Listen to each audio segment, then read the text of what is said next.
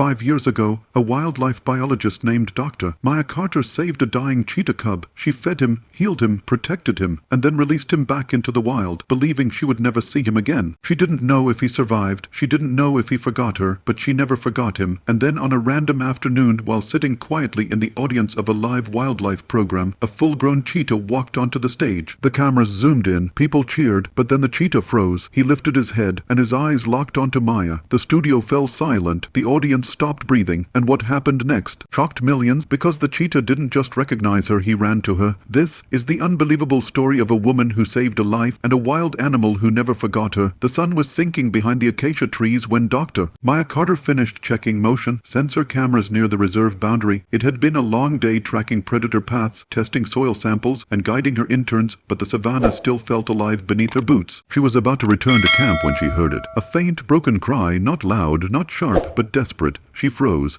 Every instinct sharpened. She stepped into the tall grass, gently parting the dry blades with her hands. There, curled like a dying ember, lay a cheetah cub no more than a few weeks old. His ribs stuck out like fragile branches. His breaths were shallow, almost silent. His eyes were half closed, cloudy with exhaustion. Maya knelt beside him, her voice trembling. Oh no, not like this. She looked around. No mother, no tracks, no signs of siblings. A cub this young alone meant only one thing: he wouldn't make it through the night. Her team approached from behind. Maya, we can't interfere. One warned, he's too young. If you rescue him, he may never survive in the wild. But Maya wasn't listening. She placed her hand near the cub. He weakly nudged toward her warmth, then collapsed. She whispered, not today, not on my watch. Without hesitation, she wrapped him in her scarf, held him close to her chest, and ran toward camp. She didn't know why fate placed him in her path, but that tiny life would change everything. Back at camp, the medical tent glowed under lantern light. Maya placed the cub on a blanket, her hands shaking as she prepared fluids. Hour after hour, she cleaned wounds, checked vitals, and monitored his breathing. Her team drifted in and out, offering help or caution. This is risky.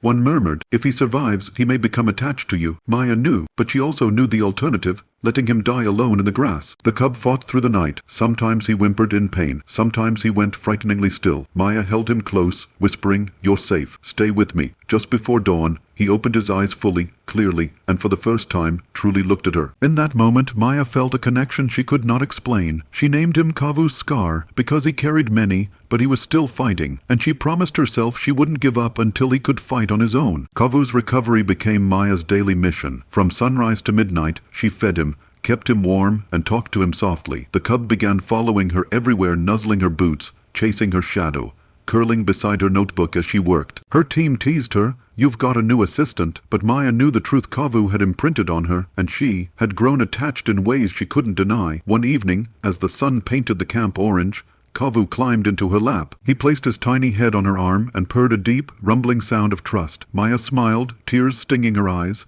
I can't keep you, she whispered, but I'll protect you until you're ready. She knew their bond would cost her one day, but she didn't care. Right now he needed her, and she needed him too. 6 months later, Kavu was no longer the fragile cub she saved. He was fast, alert, wild, and the day everyone dreaded finally came. Maya walked with him through the tall grass. He stayed close to her side, occasionally rubbing against her. She stopped at a quiet clearing, a place far from human contact. Kavu, she whispered, her voice breaking, this is your home now.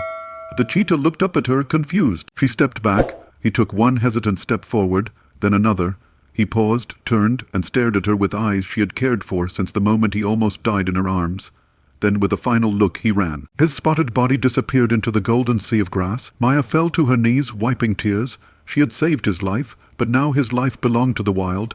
Maya worked across Africa, rescuing, rehabilitating, teaching new rangers, but never again saw Kavu. Sometimes she spotted young cheetahs in the distance and wondered, is that him? But none approached. None showed recognition.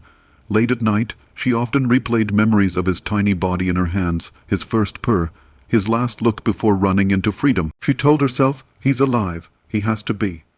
But she carried a quiet ache, the ache of a mother who raised a child only to never know his fate one morning. Maya received an email from an international wildlife network. We want you as a special guest on our live animal broadcast. It was a big opportunity, recognition for her years of work. She arrived at the studio, lights flashing, cameras rolling, handlers preparing animals for the segment. She sat quietly in the audience section, reviewing notes, unaware that destiny was preparing its grandest reunion. A producer whispered, today's star is a rescued adult cheetah. Very calm, very rare. Maya smiled politely. She wasn't expecting anything unusual today. If only she knew. The host announced, "Please welcome our rescued male cheetah." The audience clapped as a magnificent cheetah strode onto the stage, tall, muscular, graceful. But Maya froze. Something in the way he moved, the rhythm of his steps, felt painfully familiar. She leaned forward, her heart suddenly pounding. The cheetah scanned the room, calm but alert. Then he stopped. His head tilted slightly. He sensed something, someone. Maya's breath caught. No, it can't be. The cameras focused on the cheetah's face as he turned slowly, deliberately, toward the audience section, toward her. His eyes, amber, intense, unmistakably familiar, locked onto hers. Time stopped. The studio faded. The voices blurred. It was just Maya and those unforgettable eyes. Her lips trembled. Kay, Kavu. Several audience members looked her way. The host laughed awkwardly. "Oh, sounds like someone thinks she recognizes him." But Maya wasn't guessing. She knew. Those were the same eyes that once looked at her from a dying cub's face, and now they were staring at her with shock recognition, and something that felt like longing. The cheetah took one slow, deliberate step toward Maya. Then another. Handlers panicked. "Stop him." One shouted, "He's approaching someone." The cheetah ignored them. Maya stood slowly, tears in her eyes. Her voice broke. "Kavu, it's me." A security guard moved between them, but Maya raised her hand. "Don't touch him, he knows me." The cheetah lowered his head and pressed it gently into Maya's palm. The audience screamed not in fear, but in disbelief. The host whispered into his mic, "Ladies and gentlemen, I think we're witnessing something extraordinary." Kavu closed his eyes and leaned into her touch. A wild predator, recognizing his rescuer 5 years later. Before handlers could react, Kavu stepped closer and wrapped his neck around Maya in a gentle, unmistakable embrace. A cheetah hugging a human. On live television, the cameras zoomed in. Tears streamed down Maya's face. The audience began clapping, cheering, crying. Within minutes, the clip went viral worldwide. People wrote, "Animals never forget kindness. This is the most beautiful reunion ever captured on TV. This woman saved him." And he remembered. Kavu purred loudly, the same rumbling sound she heard when he was a fragile cub in her arms. After the broadcast, handlers pulled out documents for TV explanation. The host announced, "This cheetah was orphaned and rescued 5 years ago by an unnamed biologist. We never knew who she was, until today." All eyes turned to Maya. She covered her mouth, overwhelmed. Kavu stayed by her side, purring softly, refusing to leave her. A wildlife expert said, "Big cats rarely remember humans after years of independence. This is extraordinary." But Maya whispered, "No, this is Kavu, and he never forgot." The studio erupted in applause. After the show, Maya visited the reserve where Kavu now lived, a large sanctuary where rescued cheetahs roamed freely. As she entered the enclosure, Kavu lifted his head. His tail twitched.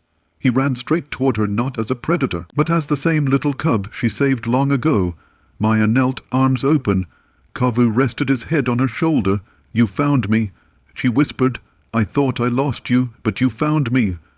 For hours, she walked with him through the grasslands, the same kind of grass where she first heard his dying cry. Only this time, he wasn't alone. Their reunion became a symbol of hope around the world, proof that kindness leaves a mark that even time cannot erase, because love, real love, is never forgotten.